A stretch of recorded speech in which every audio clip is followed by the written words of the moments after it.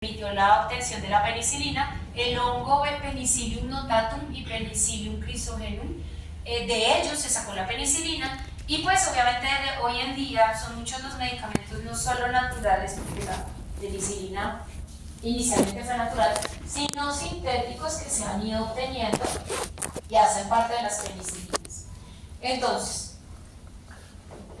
las penicilinas número 1 son las que obtuvo ese señor Fleming, se llaman penicilinas naturales porque se obtienen de hongos y al ser naturales, es decir, biológicos, son las que promueven el mayor número de reacciones de hipersensibilidad. ¿Vamos hasta allí? Profe, ¿cómo así que generaciones? ¿Entienden a qué me refiero con generación de un medicamento? De las más viejitas a las más nuevas. Todos los medicamentos tienen generaciones. Las primeras que se sacaron, las últimas generaciones pues, que se han ido sintetizando. ¿Cuáles son las que más usamos en veterinaria? Básicamente las 3 primeras generaciones. Eso no quiere decir que usted no pueda usar un muchacho en la 4, la 5, la 6, pero esas son las que uno tiende como a dejar a medicina humana y solo en casos extremos, soportados en literatura, no porque me pareció a mí o me dieron un tiquete para un congreso, sí, soportados en literatura, uno las puede usar. Por lo demás, nosotros en general usamos penicilina sódica, potásica para grandes, por ejemplo. Aquí usamos, por ejemplo, dicloxacilina, aquí usamos ampicilina, moxicilina y nos sirven principalmente para qué tipo de bacterias, de acuerdo a la historia que les conté. Gram positivos. Entonces, el espectro de los betalactámicos es principalmente sobre positivos. Y cuando fueron sacando una u otra generación, porque las sacan por 2 motivos, para reducir efectos adversos o mejorar espectro. Entonces, algunas de estas, las de tercera generación, ya no solo actuaban contra todas las positivas, sino algunas gram negativas. ¿Lo tienen? Ese es el motivo por el que sacan y sacan y sacan más fármacos. Bueno, para mejorarles algo. Pero en el caso de los antibióticos puede ser la resistencia, el espectro o los efectos adversos. Entonces vamos a ver, principalmente muchachos, vamos a ver estas 3, son las que más usamos, ¿listo? Si usted algún día se encuentra una familia de antibióticos, muchachos, que no estamos viendo acá, usted cuestiónese. Yo antes les mostraba las 22 familias de antibióticos, pero a veces con el tiempo me los encontraba ya después de muchos años ya graduados y hablábamos de temas antibióticos. Y me decían, profe, pero nosotros habíamos hablado de esto y esto no se usa. Entonces yo me estaba dando cuenta que recordaban eran los antibióticos que les decía no usen, porque son de medicina humana. ¿Yo qué hice? Yo de las presentaciones retiré los antibióticos que son más para humanos que para veterinaria y las dejé los de veterinaria. Es decir, que usted cuando vea un antibiótico como que no hablamos, usted cuestiónese si de pronto es para un tratamiento de segunda o tercera línea porque su uso es principalmente en medicina humana. Ahí pues tiene que ir a buscar, pero pues eso lo hice a raíz de lo que les acabo de contar. Entonces es mejor como que recuerden sobre todo lo que sí deben usar. Hablemos de las penicilinas de primera generación, muchachos. Son las que se obtuvieron por cultivo de hongos y ustedes de pronto han visto penicilinas que tienen letras, penicilina G, V, penicilina A, ¿sí las han visto? Sobre todo viene la G. Esa letra en las penicilinas se obtuvo gracias a características del cultivo de ese hongo. Entonces el que nos sirve principalmente para producir estos antibióticos es el cultivo G o los de tipo G. Hay una penicilina que se llama la UV y la damos principalmente por vía oral, pero aquí en Colombia no tenemos como ese uso tan marcado, en otros países sí. De resto, las penicilinas de primera generación solo se usan por vía parenteral, muchachos.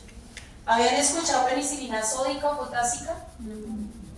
Se usan mucho pero en animales grandes y son inyectables, no en pequeños, casi nunca, ya veremos por qué. ¿Cuáles son las 4 penicilinas que podemos usar acá, solas o en combinación? Sódica, potásica, procaínica y benzatínica. ¿Cuál es la diferencia o por qué se combinan? Porque las 2 primeras son de acción rápida, es decir, usted la inyecta y la penicilina rápidamente tiene su efecto bactericida y rápidamente se elimina, es decir, usted tendría que estar administrando como cada 4 horas, cada 3 horas la penicilina para lograr un efecto antibiótico.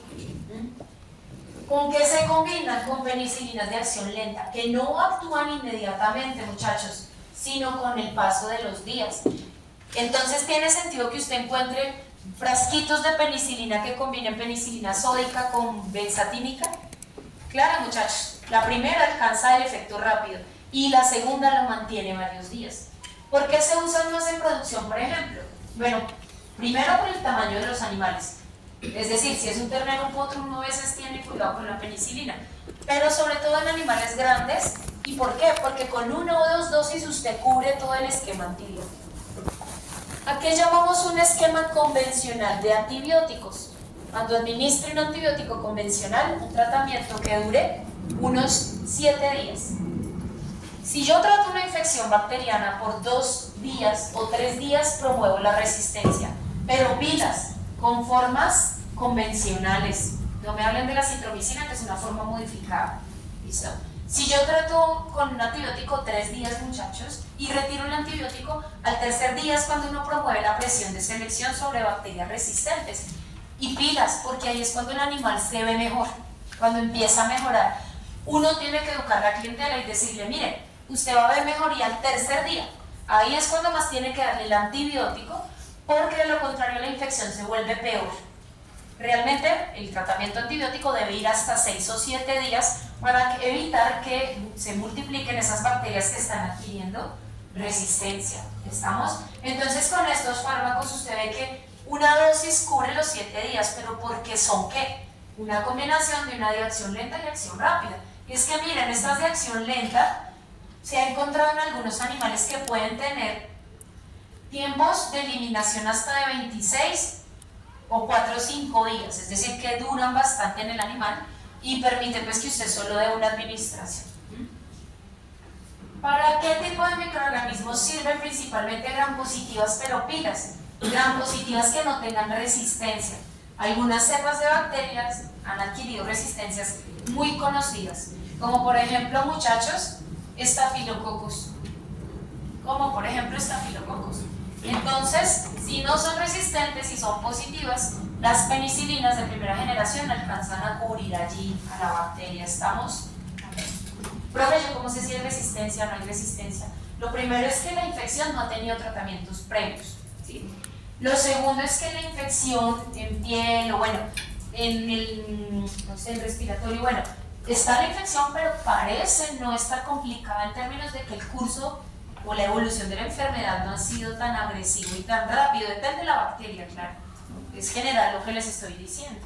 Y tercero, yo podría hacer un cultivo antibiograma para determinar la resistencia, pero les explicaba que eso solo se hace pues cuando uno sabe que esa bacteria puede tardar mucho tiempo en ser eliminada, como por ejemplo sucede en piel y en otitis, y no está comprometiendo la vida del animal. En esos casos donde no hay resistencia, yo puedo usar para positivas este tipo de medicamentos. Ahora, muchachos, ¿a qué se parece la terminación caína? Ya la habíamos visto. ¿A la de quién? Lidocaína. Caína o cainum significa o viene del latín anestésico local, ¿cierto? Entonces, profe, ¿por qué no en pequeños? No porque no tengan eficacia, muchachos. Es porque en muchos animales pequeños han sido cardiotóxicas. ¿Entienden por qué? ¿Por qué han sido cardiotóxicas? Primero, niveles altos de sodio o potasio, que son dos sustancias que pueden alterar que la conducción eléctrica en los nodos sinoauricular y auriculoventricular. Y segundo, muchachos, algunas tienen procaína, que se comporta, aunque no se comporta en ese aspecto como lo haría un anestésico local, en términos de bloquear a quién, la conducción nerviosa. ¿En dónde? En el nodo sinoauricular o auriculoventricular. Principal motivo por el cual no inyectamos penicilinas naturales en pequeños, además de las posibles alergias por los efectos cardiotóxicos que se han visto en gatos más que nada y a veces en perros. ¿Lo tienen? ¿Sí, muchachos?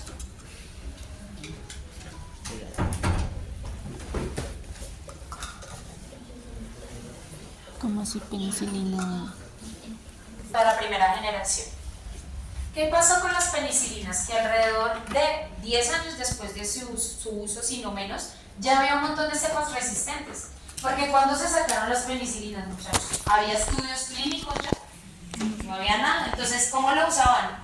Mejor dicho, al ojo. Entonces, en 10 años ya había un montón de cepas resistentes ¿Y cómo hicieron resistencia? Pues hay muchas rutas, pero una fue la producción de una enzima llamada penicilinasa o beta-lactamasa. ¿Sí la han escuchado en microbiología? Una enzima capaz de inhibir ¿qué?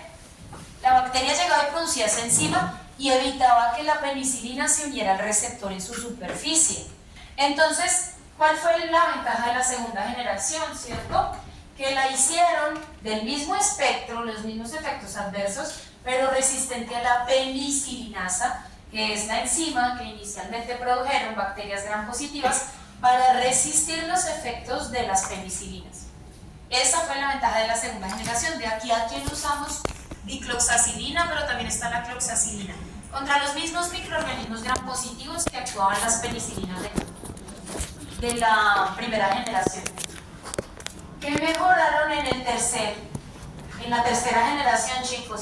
Aquí no mejoraron la resistencia, son iguales a las primeras en términos de sensibilidad frente a penicilinasas, que ampliaron el espectro. Las de tercera generación ya son sintéticas, igual que las segundas. No se obtienen por cultivo de hongos, muchachos, se obtienen en laboratorio y cubren no solo bacterias gram positivas aerobias todas, sino algunas gram negativas, principalmente algunas enterobacterias. ¿Quién está allí? Ampicilina, amoxicilina, por eso se les llama también aminopenicilinas.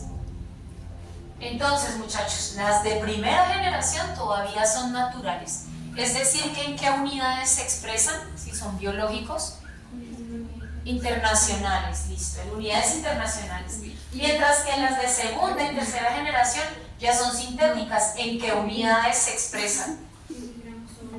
Miligramos por mililitro, está perfecto, o la dosis miligramo por kilogramo, ¿estamos? Miren ustedes que pues tampoco son tantas, o sea, sí hay muchos nombres, pero uno recuerda, bueno, penicilina sódica, potásica, benzatílica, dicloxacilina, amoxicilina o ampicilina. Amoxicilina todo el mundo ha tomado, sí, a veces hasta para lo viral terminan tomando, pero pues ustedes ya saben que no funciona. Entonces, la de veterinaria más que la amoxicilina es la ampicilina, la preferimos porque viene inyectable.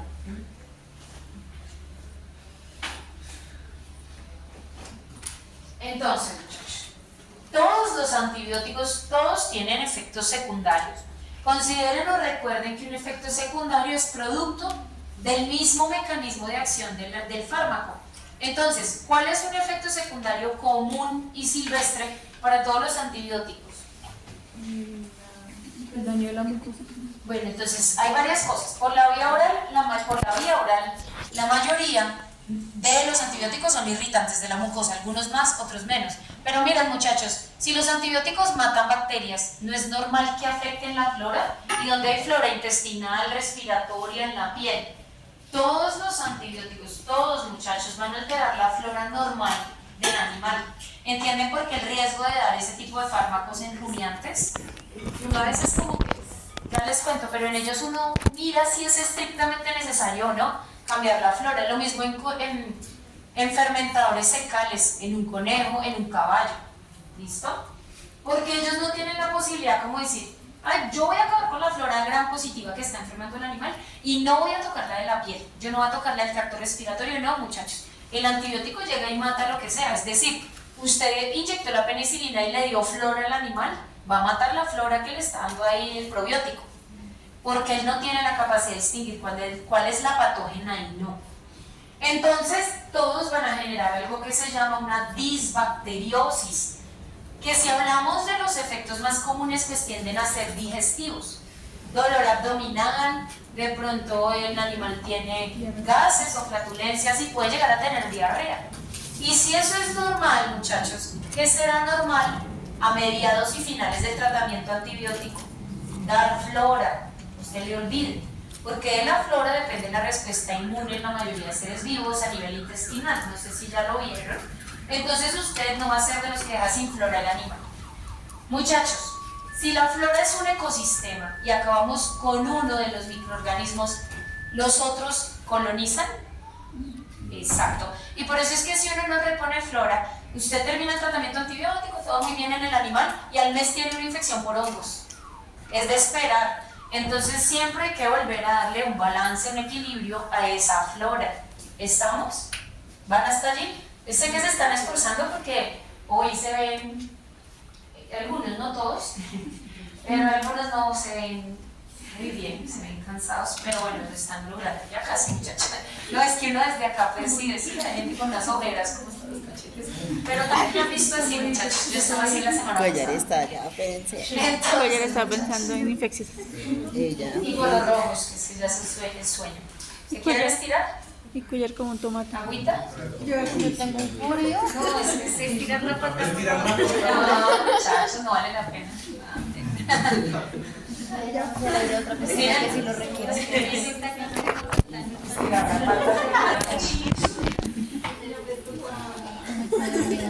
Para Hacemos bien profundo y ya lo estás buscando como tan rico. Vamos hasta allí.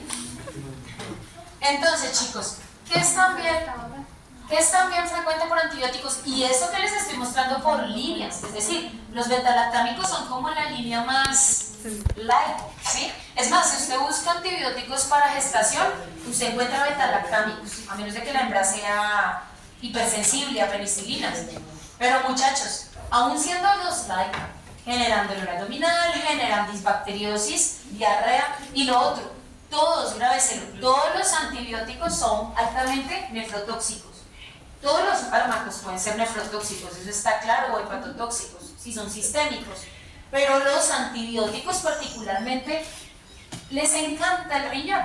Entonces usted ya sabe que tiene que garantizar la ingesta de líquidos. Yo se lo he insistido todo el curso, yo creo que usted ya está cansada que yo le diga que la dextrosa, que los líquidos, que la volemia, que la temperatura. Pues es que muchachos, si uno espera una farmacocinética normal, pues lo normal es que el animal funcione bien en esos órganos. Pero esto, usted deja el gatico allá tan lindo con antibiótico y no toma agüita y usted ni preguntó, y él no tomaba agüita y usted no preguntó, lo cual es error de uno, pues ese riñón de ese animal a usted le llegan ya después es porque no está orinando, ¿vale? Y ellos sufren mucho de nefropatías por el motivo de la baja ingesta de agua, y si además le damos fármacos y no le dan agua, pues hasta ahí llegó el riñón. Entonces uno debe prevenir. Uno pregunta, ¿qué tal es la ingesta de líquidos? No es regular. Usted puede verificar, señora o señor, que el animal beba tan agua al día.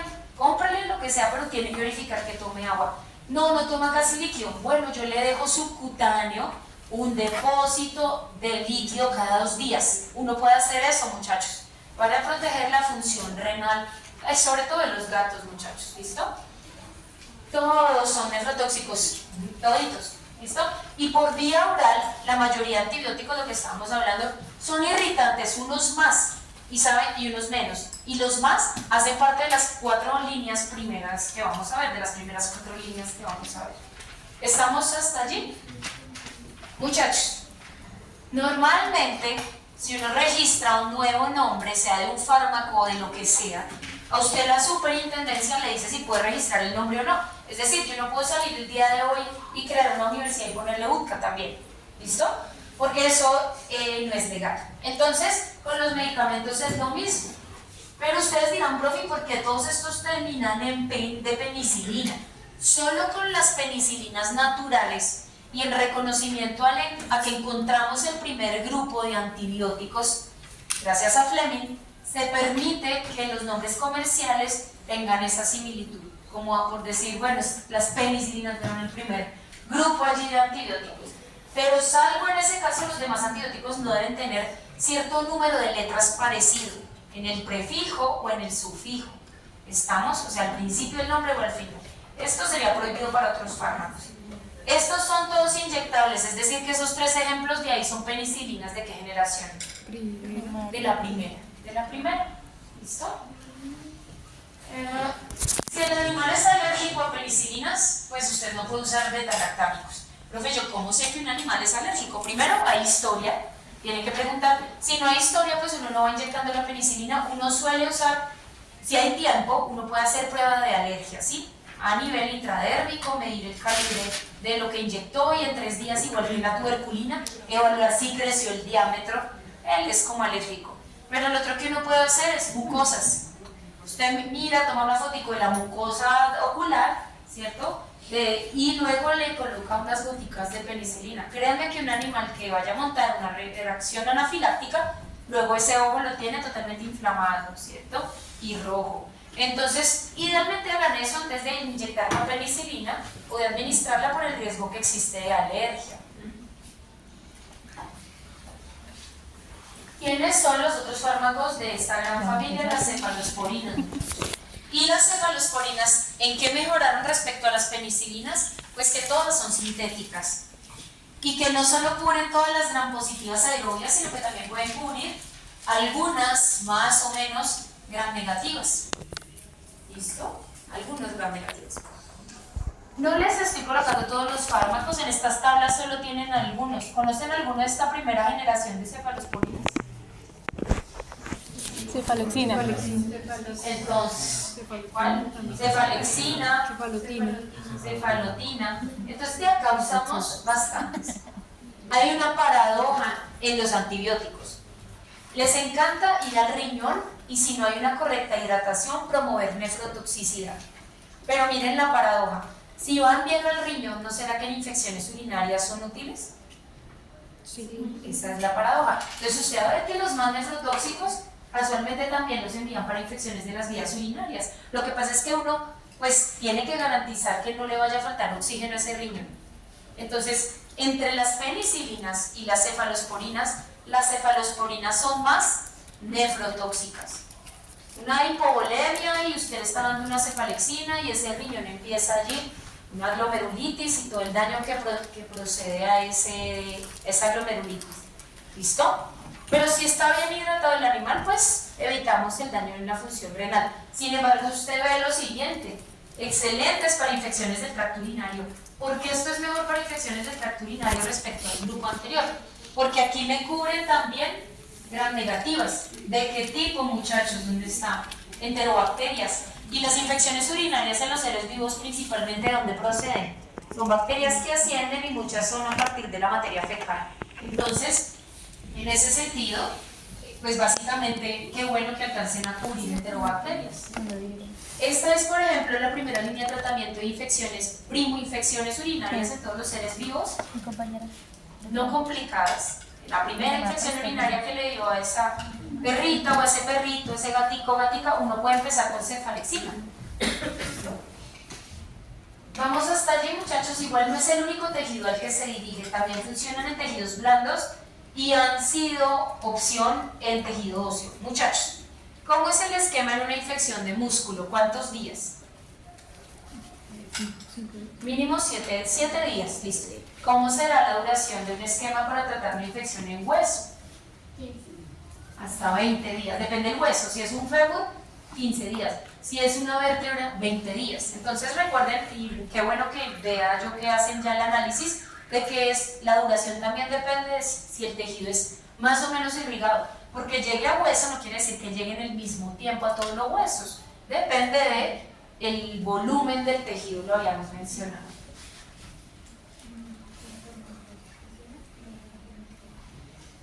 Entonces, ¿quiénes son segunda y tercera generación de cefalosporinas?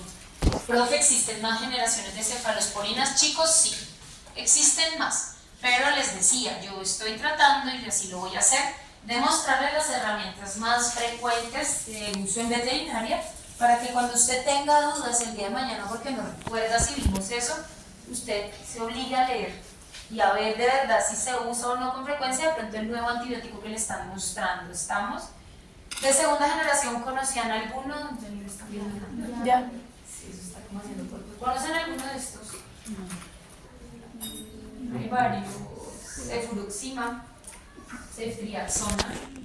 ¿Qué otro? Sobre todo cefuroxima, cefotiam lo hemos usado. Bueno, todos los hemos usado, pero hay unos que se usan de rutina. Estos dos se han usado más. ¿Para qué? Entonces, para infección de tejidos blandos pueden utilizarse también en infección del tracto respiratorio, ahí lo están viendo, también para vías urinarias, pero estos en particular también para procesos a nivel de oído, otitis. Y viene la paradoja, muchachos, que les había comentado. Si se quedan atrapados en el oído mucho tiempo son ototóxicos, pero tienen buena distribución a oído. La mayoría de antibióticos irán bien a oído, es un tejido poco irrigado, pero las cefalosporinas van bien. Entonces, Desde que haya buena volemia, ellos llegan a oído, hacen su acción antibiótica y salen con la volemia y se van a metabolizar y eliminar, pero eso depende de la volemia. ¿Qué bacterias cubre? Ejemplos, no están todas, yo les coloco ejemplos, Proteus, les coloco por ejemplo Pseudomonas, actinobacterias positivas y negativas varias. ¿Y qué mejoraron los de tercera generación? El espectro, muchachos. Las de tercera generación cubren muchas más bacterias gram negativas que las de primera y segunda generación, junto con las bacterias gram positivas. No se les olvide que todos cubren positivas y que aunque yo no le coloque aquí otra vez que cubren positivas, lo único que ha ido variando en las cefalosporinas es el espectro sobre las gram negativas y de pronto el tejido al que se dirigen. ¿Qué usamos de acá mucho? Pues Ceftiofur, ¿sí? Lo usamos vía parenteral o vía mamaria, tanto en grandes como en pequeños, en el caso de la mamaria solo para ganado de leche, ¿cierto? Que hemos usado, por ejemplo, también de aquí Cefovecin, de aquí hemos usado, por ejemplo, ¿dónde está el otro? Cefminox, bueno, Ceftriaxona les había mencionado. Entonces, hay varios de los fármacos que están allí citados que nosotros en veterinaria pues podemos usar como opción. Profe, ¿cómo sé cuál usar? Porque ellos se han probado en diferentes especies y son diferentes no solo por el tema del espectro, sino también de los tiempos de eliminación, del tiempo de acción o del tejido al que se dirigen en una u otra especie. Así que si nosotros, por ejemplo, revisáramos usos de cefalosporinas en pequeños, probablemente encontramos más el uso de cefuroxima que el mismo Ceftiofur. ¿Por qué? Porque aunque tienen quizás el mismo espectro, uno tiene mayor afinidad por los tejidos del canino y el otro por afinidad por los tejidos del rumiante. Recuerden eso que ya hemos visto. ¿Vamos hasta allí, muchachos? Profe, Profe. ¿Bacterias? ¿Para qué? Profe. Dime. Yo cómo sé que el antibiótico quedó atrapado en el oído. ¿Cómo sabes cómo determinas una autotoxicidad? Porque puede perder dos cosas, o puede alterar el sistema vestibular o la cóclea, o pierde audición o se cae. Entonces tú le aplaudes y el animal no responde al llamado y tú, digamos que sin que te vea, tú le llamas y no, porque a veces ellos siguen respondiendo porque te están viendo. Y lo otro es que pierde el equilibrio, pero una enfermedad vestibular puede ser por antibióticos o por otras cosas. Vamos hasta allí, muchachos. Lo bueno es que están actualizados en bacterias. No, pero la tuya ya Está es bien. conocimiento, sí. Chicos, ¿han escuchado clavulánico? Amoxicilina más ácido clavulánico o masulbactam. No son antibióticos, es lo primero que les voy a decir. Algunas sustancias que combinamos con medicamentos, pues algunos sí son antibióticos. Les doy un ejemplo. Cuando combinan sulfa con trimethoprim, ambos son antibióticos.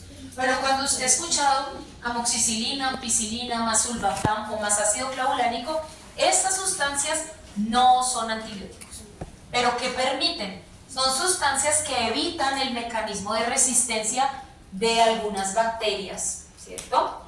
¿Qué mecanismo de resistencia? Les decía, sacaron algunas, miren acá, bacterias gram positivas. Una enzima llamada o penicilinasa o beta-lactamasa, si sirve contra todo, no solo contra penicilinas.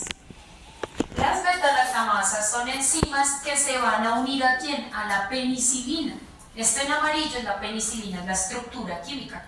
Y se unen a la penicilina para evitar que ella llegue al sitio de unión sobre la superficie de la bacteria. Eso evitaría el mecanismo de acción del antibiótico. ¿Lo tienen? Pero muchachos, ¿será que una bacteria con esa producción de enzima beta-lactamasa produce y produce eternamente o produce algo y luego deja de producir? Produce algo y deja de producir. Entonces, chicos, la bacteria produce una enzima, pero no es que la pueda producir allá eternamente porque ella también tiene que tardarse un tiempo para sintetizar la enzima. ¿Qué pasa? Cuando la bacteria se siente atacada por un antibiótico, libera una cantidad de esa enzima y luego tiene que empezar a producir otra vez. Entonces, viene aquí, este es un ejemplo de la estructura de una de estas sustancias que no son antibióticos y se llaman inhibidores de beta-lactamasas o penicilinasas. ¿Por qué son inhibidores? Miren lo siguiente, Su estructura química es similar a la de las penicilinas o cefalosporinas, ¿sí? Y tienen más afinidad por la enzima beta-lactamasa que el mismo antibiótico. Entonces, muchachos, pregunta, cuando la bacteria produce la beta-lactamasa y está el sulbactam, el clavulanato o clavulánico, ¿con quién se une la enzima? ¿A quién se une la enzima? A ese inhibidor. ¿Y quién queda libre para hacer su mecanismo de acción? El antibiótico. Entonces, cuando existe resistencia, muchachos, que puede ser producto de esa enzima, uno no siempre salta de la penicilina a otro grupo de antibióticos. A veces, si uno sospecha resistencia, lo primero que puede dar son fármacos betalactámicos que estén combinados, especialmente penicilinas, con estas sustancias, porque esa producción de beta-lactamasas es muy frecuente como mecanismo de resistencia en ¿quiénes? En las bacterias. Es muy frecuente. ¿Lo tienen? ¿Qué aumentan esas sustancias? Claro, la eficacia del antibiótico, pero pilas, aumentan otra cosa, la nefrotoxicidad. No se les olvide. Aumentan, aunque no sean antibióticos, son sustancias químicas. Y ellos aumentan un poco más la nefrotoxicidad en el animal. ¿De lo resto?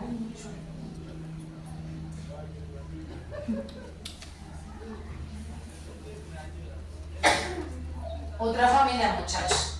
Entonces, hemos visto una familia grande de antibióticos. Los antibióticos betalactámicos, que están compuestos por penicilinas y cefalosporinas. Vimos mecanismo, que está dividido en que son bactericidas, cómo lo hacen. Vimos en qué consiste una u otra generación y qué va mejorando. Deberían por lo menos recordar un antibiótico de cada generación, por lo menos uno, el más usado. Y recordar los efectos adversos. Muchachos, los efectos adversos son muchos generales a todos los antibióticos. Hagan lo mismo que con sistema nervioso. Escriba como lo general y deje una que otra particularidad de las familias al ladito. Ahora, ¿qué otro grupo de antibióticos usamos en general, muchachos? Porque si yo estuviera hablando de gestación, esto está prohibido. Pero de manera general, en la mayoría de animales, y sobre todo pequeños, tenemos las sulfas. ¿Listo? Sulfonamidas o sulfamidas son un grupo de antibióticos. Y las diaminopiridinas son otro grupo de antibióticos. Es decir, usted está viendo una familia compuesta por dos grupos de antibióticos, sino que yo se los combiné porque es rutina en terapéutica, excepto en aves, pero en la mayoría de animales, cuando usamos sulfas, casi siempre viene la sulfa con la diaminopiridina. Profe, ejemplo, sulfa-trimetoprim. Sulfa es una sulfa y el trimetoprim es una diaminopiridina. ¿Lo habían escuchado? Sí, no. Para que lo sepan. Si yo doy solita una sulfa, y las sulfas pueden ser muchas, sulfadiazina, sulfadoxina, sulfisoxazol. Si yo doy sola una sulfa, el mecanismo es bacteriostático. Si yo doy solito el trimetoprim, es bacteriostático. ¿Por qué se combinan? Porque cuando los combinamos son bactericidas. ¿Lo tienen? Eso es una interacción positiva. Es una sinergia aditiva. Lo vimos en farmacodinámica. Es una sinergia, muchachos. ¿Por qué yo puedo combinar dos antibióticos? Muchachos, lo siguiente. Yo nunca combino dos antibióticos con el mismo mecanismo de acción. Se cae su peso. Pero en el caso de las sulfas y las diaminopiridinas, no tienen exactamente el mismo sitio de acción. Sí tienen la misma, digamos, ruta metabólica en la cual van a actuar, pero a diferente nivel. Entonces, les voy a explicar el mecanismo. Pongan atención. Muchachos, ¿los mamíferos requieren ácido fólico? ¿Nosotros? Pues sí, si usted gira lo que come, ahí casi todo tiene ácido fólico, ¿cierto? Porque el ácido fólico es indispensable para la síntesis de ADN. ¿Estamos? Entonces, si de pronto usted ha visto que en las embarazadas dan ácido fólico, porque alguien que está creando una nueva vida, pues está sintetizando un montón de nuevas proteínas, nuevo ADN. ¿Estamos?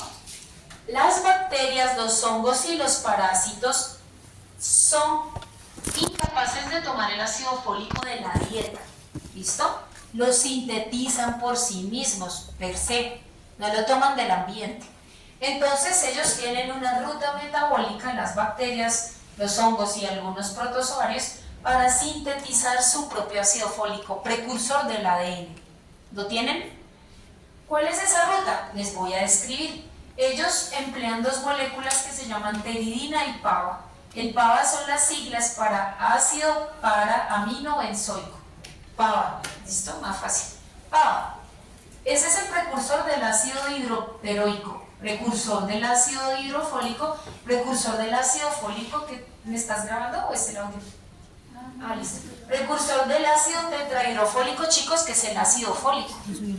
El ácido fólico, les decía, es precursor ¿de quién, muchachos? Es precursor de purinas, de timidina, metionina, glicina, es decir, participa en la síntesis de aminoácidos, de ADN y RNA, proteínas, finalmente. Entonces, chicos, ¿qué pasa? Cuando yo les digo que pasa de esto a esto, es porque esa reacción es catalizada, es decir, ¿quién interviene?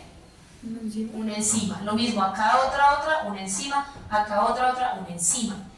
Las sulfas inhiben la primera enzima necesaria para pasar de pteridina y PABA a ácido hidroperoico. Y el trimetoprim o las diaminopiridinas inhiben el la enzima que convierte, de ácido hidrofólico a ácido tetrahidrofólico. Dense cuenta, chicos, no actúan en la misma enzima, pero por actuar al tiempo en la misma ruta metabólica, logran el efecto bactericida. ¿Estamos? ¿Entienden por qué las sulfas se usan a veces en aves contra coccidias? Porque las coccidias son parásitos protozoarios que tampoco van a tomar el ácido fólico del ambiente de su dieta, sino que lo van a sintetizar por esta misma ruta. ¿Vale? ¿Qué espectro tienen las sulfas? Porque se emplean, porque sí son lo que uno llamaría un espectro amplio, es decir, que cubren positivas, negativas, aerobias principalmente, y cubren también protozoarios. Por eso es que uno tiene que ser específico en cuál es el espectro que vamos a lograr con este tratamiento. Profe, ¿y hongos? Sulfas, no. Este grupo no. No que sepa, ¿no? Puede ser que salió hace poco. Vamos hasta allí, muchachos. ¿Me siguen o no me siguen? Bueno, ahí van, muchachos, ahí van.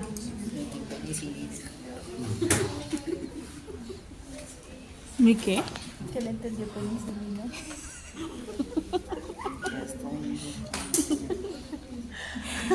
Es que a mí me da sueño, yo por eso grabo. De las sulfas, bueno, también generan disbacteriosis, también pueden generar dolor abdominal. ¿Puede existir una reacción de hipersensibilidad frente a ellos? Sí, como cualquier otro medicamento, pero no son biológicos. Ellos son sintéticos. El efecto adverso más notorio es el siguiente. Las sulfas se precipitan en un pH ácido. Entonces, ¿dónde hay un pH ácido? A las sulfas que se dirigen a las vías urinarias de carnívoros se van a encontrar un pH ácido. Así que el efecto, pues, ¿sí sabían que el pH de la orina de los carnívoros es ácido? Es ácido, ¿cierto? Porque consumen proteína, entonces se eliminan muchos aminoácidos. Sí, pH ácido. En cambio, chicos, el pH de la orina de los herbívoros tiende a ser alcalino, básico. ¿Qué pasa, muchachos? Las sulfas, no las diaminopirinas, las sulfas en un pH ácido tienden a precipitarse. Lo mejor es que se usan para infecciones urinarias, pero en carnívoros pueden formar cristales, es decir, generar cristaluria. Y si nos fue muy mal, pueden generar un urolito. Entonces, lo que uno puede hacer si va a usar sulfas para que se eliminen correctamente por vía renal y no vayan a generar cristaluria, es lo primero modificar la alimentación del animal esos días para que no sea acidificante. O puedo dar directamente con la bebida una sustancia alcalinizante y evitamos la formación de cristales. Si su animal ya tiene urolitiasis, ¿cierto? Usted le da sulfas como tratamiento antibiótico, las evita. Ese es el efecto secundario más común y es en carnívoros. ¿Qué otros efectos secundarios se han visto, muchachos? Raros, anemia hemolítica. Hay reportada anemia hemolítica por sulfas. Y raros, lo que sería hiperbilirrubinemia con daño sobre el sistema nervioso central. Esos son muy raros, sobre todo los efectos que les dije al comienzo. ¿Vamos hasta allí? ¿Vamos, muchachos? Sí, muchachos, están ahí.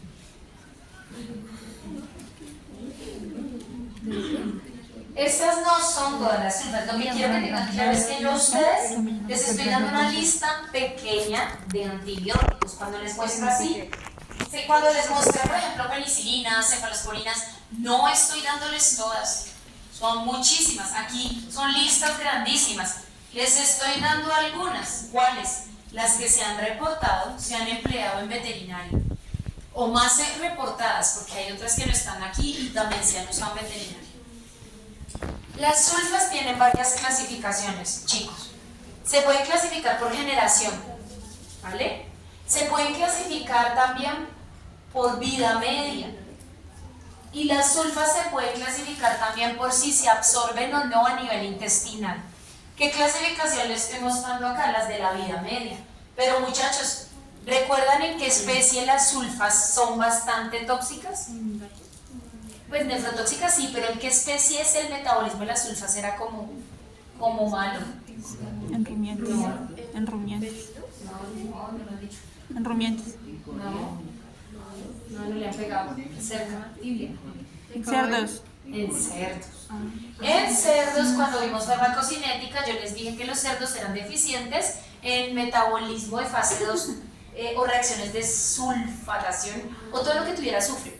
Y las sulfas requieren esa ruta para poder ser metabolizadas. Entonces, ¿qué pasa, muchachos? Los cerdos no toleran sulfas vía venosa, pero usted va a encontrar presentaciones de sulfas para cerdos por la vía oral. ¿Qué pasa con esa sulfa que uno da en el cerdo? Contra coccidias, pero ¿qué característica tiene? Que no tiene absorción intestinal. Pilas, usted nunca use sulfas que no sean presentaciones veterinarias para cerdos en cerdos, porque lo podría intoxicar, que le da una hepatitis tóxica. ¿Listo? Entonces sí, aquí lo vamos a ver es por vía media, no por absorción en el tracto digestivo. Hay sulfas que podemos dar cada 6 horas, cada 12, cada 24. Chicos, ¿qué será mejor? ¿Las de qué frecuencia de administración? Pues depende, ¿no? Pero si es un animal que no queremos estar manejando, que el mismo propietario porque ni está casi con el animal, lo ideal sería cada 24 horas. Entonces tenemos varias opciones. Le decía, cuando usted lee sulfatrimetoprim no es la misma sulfa. O sulfa, puede ser sulfatiazol, sulfisoxazol, puede ser sulfadimilina. Muchachos, por eso no se aprendió en la dosis práctica. ¿Qué tal usted se aprenda que sulfatrimetoprim da 3 centímetros, pero una casa comercial tiene como sulfa con trimetoprim, sulfadimetoxina y otra tiene sulfametoxazol? Ya son dos fármacos diferentes, la dosis va a ser diferente. Entonces uno siempre gira el frasco y mira cuál es la sulfa que está acompañando allí al trimetoprim. ¿Para qué usamos la sulfa? Ahí viene la paradoja. Aunque puedan ser nefrotóxicas para infecciones urinarias, alcanzan unas buenas concentraciones en las vías urinarias. Las sulfas son útiles para infecciones del tracto respiratorio, complicadas, neumonías, pero siempre y cuando tengan trimetoprim, tracto respiratorio con trimetoprim. Y también pueden ser ototóxicas, pero precisamente se usan en infecciones de oído, por el tema de que allí tienen una buena distribución. ¿Vamos hasta allí, muchachos? ¿No? Gracias, chicos. ¿Y no venden nadie chocolates? No está. Oiga, sí, no está. Yo hace rato la busqué y no estaba. ¿Entienden, muchachos, que combinar sulfas con diaminopiridinas como el trimetoprim logra una sinergia aditiva? Traten de acordarse que era esa sinergia aditiva, porque la otra era de potenciación, pero bueno, o que recuerden que es una sinergia. Las sulfas tienen muchas presentaciones, chicos, para la vía oral, para la vía parenteral. Las sulfas pueden venir pues en solución, en suspensión. Y en gestación no están como primera opción o segunda o tercera en gestación de ningún ser vivo, sobre todo cuando, muchachos, en el primer tercio de la gestación. ¿Qué sucede en el primer tercio de cualquier gestación? ¿Qué etapa se da? Pues yo sé que ya no ven embriología, pero igual. En el tercer. La embriogénesis. Ah, muy bien. Hay libros de embriología que bueno, yo creo que lo vieron de pronto cómo se forma el tubo neural y cómo, ¿no? Entonces, revisen cómo se forma un ser vivo. Los libros se llaman de embriología. Se supone que no lo tenían que explicar cuando miramos listo porque existe en biología, pero solamente se jugarán en esto. Pero entonces pónganse a ver, porque sí, digamos, a uno les sirve mucho entender qué es lo que se desarrolla el primer tercio de cualquier gestación. Pues el embrión sí, a partir de una estructura que se llama el tubo neural, es como un tubo. O sea, a partir del sistema nervioso se desprende todas las estructuras. Entonces, chicos, si se está formando el sistema nervioso, si se está sintetizando tanto ADN, ¿se consumirá mucho ácido fólico? Un montón, ¿no? Mucho ADN, RNA y proteínas. En el primer tercio de cualquier gestación, pilas con lo que administran, así sea hembra felina, canina o humana, porque se está dando la embriogénesis y la sensibilidad frente a sustancias fármacos o no es altísima, porque donde se afecte un poquito la síntesis de ADN, igual malformación. No piensen que aborto es lo peor que puede suceder en una gestación, son las malformaciones. ¿Estamos? Entonces uno no da fármacos como porque le pareció. Las sulfas son seguras, pero en gestación usted corre el riesgo de que ellas afecten la captación de ácido fólico de la hembra gestante. No lo administren. Profe, ¿yo cómo sé quedar en gestación? Existen libros y existen listas de medicamentos seguros o no seguros en gestación. Usted puede usar, si no encuentran los de veterinaria, porque no siempre están por ahí en español circulando y a veces ni en inglés, usted encuentra listas de medicina humana. Puede usarlas, si tiene la duda es mejor, ¿sí? Y esto es un riesgo en medicina humana, en gestación de animales tampoco lo vaya a usar, ¿estamos?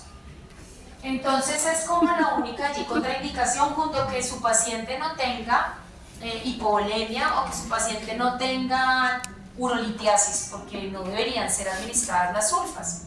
¿Vamos hasta allí? Tercera familia, muchachos, tercera familia.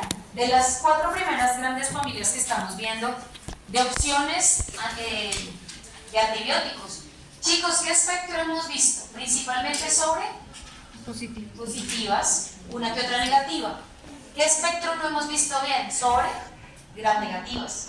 Esta es la familia que actúa muy bien sobre gram negativas, y ahí viene el tema, aerobias, no anaerobias. Para las anaerobias está el metronidazol, que lo vemos después.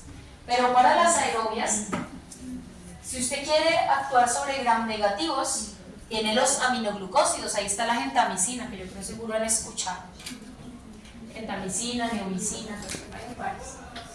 Se les llama aminoglucósidos porque que tienen azúcares, glúcidos y grupos amino.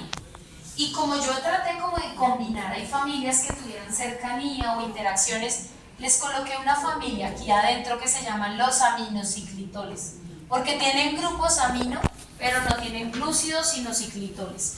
No lo iba a dejar aparte porque solo usamos 1 o 2 fármacos, pero para que lo sepan, la familia es aminoglucósidos y yo le metí una parecida ahí adentro. ¿Qué mecanismo de acción tiene este antibiótico? Ahí viene el tema. ¿Qué mecanismos hemos visto? Inhibición en la síntesis de pared. Vimos cómo pueden afectar la síntesis de ácido fólico y ADN. Este mecanismo se repite mucho entre antibióticos y es lo siguiente. Muchos antibióticos tienen la capacidad de atravesar las membranas de las bacterias, la pared, y llegar hasta una estructura que se llama el ribosoma. El ribosoma es el lugar donde se hace la síntesis de las proteínas de todas las células, muchachos. Y las proteínas pues son importantes. La proteína puede ser estructural, la proteína puede ser una enzima, puede ser una proteína para el transporte. Es decir, sin proteínas pues ningún ser vivo finalmente puede sobrevivir. Entonces, ¿qué pasa con los ribosomas, muchachos? Ellos, imagínense ustedes a un ribosoma como un complejo de empresas, imagínense usted como una zona empresarial. Y cada empresa está especializada en producir algo. Entonces, el ribosoma tiene sus empresas. Y está la que se especializa en producir enzimas, la empresa que se especializa en producir proteínas de superficie, o la que se especializa en producir proteínas del metabolismo, bueno, todas especializadas. A esas empresas del ribosoma las podemos llamar subunidades.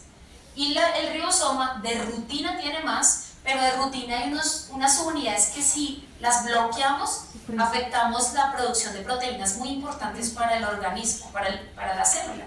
Entonces tenemos la subunidad 50, la subunidad 30, la 12 y bueno, hay más. Si usted bloquea más de una subunidad, si usted cierra 2 empresas, el efecto es bactericida. Si usted solo cierra una empresa, con frecuencia el efecto es bacteriostático. Entonces ustedes me van a decir qué son estos. Cierra las subunidades o empresas productoras de proteínas 30 y 12, los aminoglucósidos son bactericidas. ¿Pero sobre qué bacterias? Gram negativas, aerobias. Entonces lo que son infecciones, por ejemplo, muchachos, usted hizo una cirugía de abdomen, ¿sí? En el paciente, la mayoría de microorganismos que pasaron a cavidad de pronto abdominal son gram negativos. Es el típico antibiótico que uno usa cuando sospecha más que nada infecciones gram negativas. Pregunta, muchachos, ¿puedo combinar para ampliar el espectro aminoglucósidos como la gentamicina con una penicilina sódica potásica? ¿Puedo combinarlos? ¿El espectro lo mejora? Sí lo mejoraría. Mecanismo. Los de allá eran bactericidas y este mecanismo es... ¿Puedo combinarlos?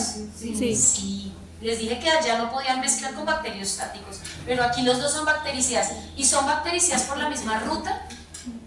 No, proteínas y el otro en peptidoglicanos. Entonces uno suele combinar gentamicina con penicilina sódica o potásica o con una cefalosporina, como tratando de ampliar, ¿qué hay, muchachos? El espectro. ¿Qué voy a empeorar? El riñón. La toxicidad renal, digestiva. Eso siempre lo empeoro si uso más de un antibiótico, no se les olvide. Pero sí es una combinación que uno hace de rutina en ciertas especies para mejorar el espectro. Inicialmente los aminoglucósidos, chicos, como todos los antibióticos, su origen fue un microorganismo. ¿Qué microorganismo? Streptomyces, son hongos. Todos fueron originalmente encontrados a partir de un hongo, pero todos los aminoglucósidos hoy en día se producen en un laboratorio por síntesis. Este dibujo, profe, que están ustedes dibujando ahí, ¿qué es eso? No, es la forma como ustedes encuentran la imagen del mecanismo de acción a nivel de las unidades del ribosoma. Es como si esto fuera una empresa, otra empresa ribosoma, y les explica que están bloqueando. Entonces, muchos antibióticos van a tener ese mecanismo. Cuellar está Bueno, que embarazada. usted ya lo entienda, porque la verdad muchos son los que van a bloquear la síntesis de proteínas en los ribosomas. ¿Vamos hasta allí? Ejemplo, muchachos, ejemplo. ¿Quiénes son aminoglucósidos? La streptomicina. ¿Puedo combinar streptomicina con penicilina sódica, potásica, benzatínica y procaínica? Sí. Así vienen los frascos. Usted lo gira y dice streptomicina y penicilinas. Ah, bueno, ¿cierto? La streptomicina viene principalmente para vía parenteral, inyectable. ¿Han visto la neomicina? Viene principalmente para vía tópica en infecciones complicadas de la piel. Paromomicina también tópica. Ah, bueno, neomicina también viene para vía oftálmica y gótica. Miren las góticas. Muchas tienen neomicina, polimicina, bueno, y otras cosas, ¿sí? De las que se usan tanto en humanos como en animales. La micacina, a veces la usamos, ¿cierto? Pero no se prefiere tanto en veterinaria. La tobramicina viene en gotas para infecciones oftálmicas complicadas. Que si usamos mucho la gentamicina para gram negativos, principalmente por vía parenteral. Y de los aminociclitoles, ¿cuál lo usamos principalmente en cerdos? Espectinomicina y a veces usan apramicina. Recuerden que esta es una familia aparte, pero la incluí acá porque conserva el mismo espectro y mecanismo. Y son aminoácidos. ¿Vamos hasta allí? Ahora, este es uno de los grupos más nefrotóxicos. Es el grupo más nefrotóxico y ototóxico. Entonces, animal con hipovolemia, usted ni se le ocurra darle un aminoglucósido, porque sí o sí, con una dosis usted puede alterar lo que es la audición y comprometer la función renal. ¿Quiénes son los más tóxicos? Tobramicina y paromomicina. Si hablamos del oído, son tanto tóxicos a nivel coclear como vestibular, y era lo que me preguntaban. Pero yo, ¿cómo sé si el fármaco le afectó el oído? porque la cóclea, la de la audición, se quedó sordo, ¿cierto? Y el sistema vestibular, el del equilibrio. Entonces usted puede terminar, si le está dando gentamicina y al tercer día empieza con problemas de equilibrio, que está sufriendo una toxicidad vestibular. ¿Listo? La tobramicina y paromomicina son tan ototóxicas que en que vienen gotas oftálmicas, colirios, paromomicina para la piel. No vienen en presentaciones sistémicas precisamente por esta toxicidad. ¿Quiénes son más relacionadas con dejar al animal sin audición o sordo? La micacina, streptomicina, canamicina. ¿Y quiénes se relacionan más con alterar el equilibrio del sistema vestibular? Streptomicina, gentamicina y sisomicina. Gentamicina, muchachos. Y todos son muy nefrotóxicos, principalmente gentamicina, neomicina y tobramicina. ¿Cómo será el parcial de ella? ¿Existen protectores de función renal? Claro, Pues yo muchachos, quería los preguntarle mismos si- azúcares que ingieren animales en la Tiene la dieta. una. Existen medicamentos, llamémoslos más bien suplementos, Pero lo hace totalmente. que son antioxidantes que van a proteger la función renal. Pero lo principal pues son los líquidos. ¿Verdad? Sin embargo, están recomendados para infecciones de vías urinarias complicadas con gram negativas. Ejemplo de algunas indicaciones de uso. Endocarditis, algunas endocarditis se asocian con gram negativas. Bacteremias, neumonías, pielonefritis y todas las infecciones de la cavidad peritoneal podemos usar gentamicina. Y en algunos piodermas complicados, que ya no solo están relacionados con bacterias gram positivas, sino negativas, uno puede usar en ese esquema medicamentos de esta familia. ¿Contra qué han mostrado actividad? Contra todas las gram negativas, y aquí les coloco algunos ejemplos. En producción no siempre se emplea porque los tiempos de retiro son altos. Entonces usted no va a ver de rutina que en ganado usamos gentamicina. Como si lo ve, por ejemplo, usted lo ve, por ejemplo, en equinos a veces o en pequeños, mientras que en rumiantes no. Entonces, ¿qué prefiere uno a veces? La espectinomicina en rumiantes tiene tiempos de retiro más cortos. No se les olvide revisar los tiempos de retiro. ¿Vamos hasta allí?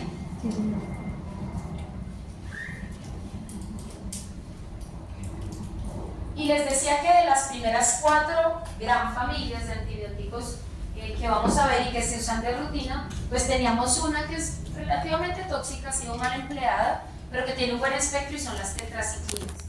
Las tetraciclinas se unen a la subunidad 30S del ribosoma, es decir, ¿qué son? Bacterios tácticas. ¿Puedo combinar una oxitetraciclina, doxiciclina con penicilinas, con betalactámicos? No. Además que no, que el espectro pues no tiene sentido porque este espectro es mejor que el del primer grupo. Ahora, que se ha promovido por mal uso, especialmente de la oxi, ¿sí? Resistencia. La gente da una dosis de oxi pensando que va a eliminar anaplasma y babesia. Chicos, estos antibióticos, si no son formas de larga acción, se dan cada 6 a 8 horas. Así que los esquemas mal hechos, con hierro, calcio, y ya les explicaré que otras cosas, han pasado un costo. La oxitetraciclina nos ha servido muchos años, pero el tema de la resistencia ha ido empeorando. Son antibióticos bacteriostáticos de lo que llamaríamos sí un espectro amplio, porque cubren positivas, negativas, aerobias y anaerobias facultativas, cubren micoplasma y cubren varios hemoparásitos, cubren cubren un montón de microorganismos, clamidias, riquecias. Así que sí, son de amplio espectro. ¿Listo? Pero su eficacia ha ido cayendo, especialmente para oxi, porque doxi sigue sirviendo. Sin embargo, muchachos, sus toxicidades son bien particulares, son extremadamente irritantes del tracto digestivo. Se los digo por la doxiciclina, que uno a veces usa en el glitian pequeños. La doxi vía oral, si el animal se echó inmediatamente y se fue a dormir, es capaz de que usted le encuentre el otro día una úlcera esofágica al animal. Ese es el nivel de toxicidad de la vía oral para esta familia. Entonces, muchas veces uno suele darlo inyectable, ¿listo? Y tienen otra particularidad, pueden alterar la flora, pueden generar dolor abdominal, pero además les gustan los iones, ¿listo? Todas las tetraciclinas aman los iones di y trivalentes, es decir, el hierro, el calcio, el magnesio, ¿cierto? me falta el aluminio. Es decir, muchachos, si usted dio en un animal lactante una tetraciclina óxido, ¿qué le va a afectar? El crecimiento. Si usted le está dando una tetraciclina en un animal que consume, por ejemplo, hierro, que le inyectan hierro, la tetraciclina prefiere irse con el hierro. Todas las tetraciclinas forman complejos con iones. Así que si usted inyecta la oxi al tiempo con hierro y calcio, usted está perdiendo su plata. Y su plata vale. Entonces uno debería dar en tiempos diferentes esos dos medicamentos. ¿Quién es el que quela o forma más complejos? La oxitetraciclina. ¿Por qué motivo? Oxitetraciclina. Porque para completar tiene un vehículo que quela iones, que se llama propilenglicol. Así que usted en un animal puede inyectar una dosis alta de oxitetraciclina y entiende por qué se puede caer. ¿Por qué se caería ahí? ¿A qué se une? Al calcio. Y es paradójico que en hipocalcemia lo primero que envíen muchos en campo sea una dosis venosa de oxitetraciclina, lo van a terminar de tumbar. Entonces no se les olvide, se unen a iones, no en gestación, no en lactancia, porque ¿qué pueden producir por mucho tiempo? Si estaba gestando, le va a faltar calcio en los huesos a ese animal y nace con una condición que se llama huesos de caucho, osteodistrofia fibrosa, ¿lo habían escuchado? Malformación de los huesitos. Osteodistrofia, ya lo hablaremos, puede ser por la dieta, ¿sí? Pero por falta de calcio en la gestación. Y el hueso no para. ¿Con qué se rellena o con qué se forma? Con tejido conectivo. Son huesos casi tan blandos como una articulación. Y lo otro que puede suceder es esto. ¿Entienden por qué un animal que tiene o recibe tratamiento con tetraciclinas puede desarrollar coagulopatías? Porque el calcio es cofactor en la coagulación. Y estos fármacos generan hipocalcemia, inicialmente después de la inyección. Pueden promover deformidades óseas y dentales. Si a uno le fue bien, al animal que de pronto en gestación recibió tetraciclinas, lo mínimo, los dientes manchados, con manchas, sí, porque le faltó una correcta no osificación, sino llamémoslo como si sería osificación. Profe, ¿por qué fotosensibilidad? Porque se depositan en la piel y son capaces de reaccionar con la radiación ultravioleta. Algunos pacientes tratados con tetraciclinas desarrollan reacciones de fotosensibilización, sobre todo si uno lo deja en un potrero todo el día. Más la luz, dermatitis. Por fármacos, hay fármacos que producen fotosensibilización, similar a como lo hacen algunos pigmentos en las plantas, la fluoeritrina de las plantas, pero eso sí al animal lo hace todo el día o es de pobre pigmentación. ¿Han visto una fotosensibilización? ¿Cómo queda el animal? Se le cae la piel. Tratar esta infección es muy difícil. Estos son fármacos que si le va a dar una semana, guárdelo de la luz, no lo deje ahí en el potrero asoleándose. Dejemos hasta allí, muchachos. Uy, sí, por favor, entonces, quedamos hasta acá. Terminaríamos tetraciclinas el día de mañana, ¿listo? Y el jueves haríamos el parcial. El jueves, muchachos, ¿qué diferencia? O sea, igual es tanto contenido.